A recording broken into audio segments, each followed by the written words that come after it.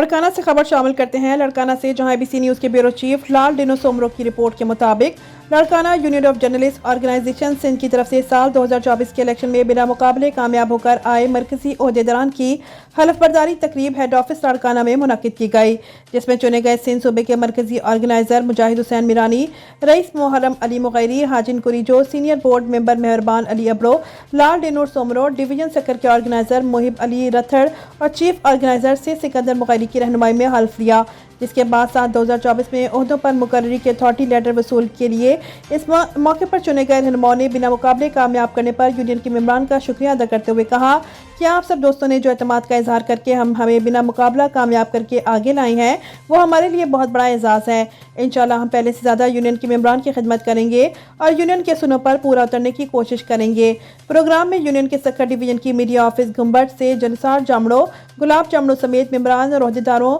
New دیرو سے ساک سے کوریجو، ملازم حسین کلندری، جاوید بھٹو، لڑکانہ سے علی گور سرکی، علی رضا ہلیو، نذیر احمد میمن، قربان کمبر، راشد بھٹو، عبدالنبی چانیو سمیت مختلف شہروں سے ممبروں نے بڑی تعداد میں شرکت کی۔ سٹی پریس کلب لڑکانہ سے فراز شیخ، احسان ڈٹو سمیت مختلف صحافیوں اور لڑکانہ کے سوشل ورکرز نے عہدیداروں کو پھولوں کے ہار پہنا کر مبارکباد پیش کی۔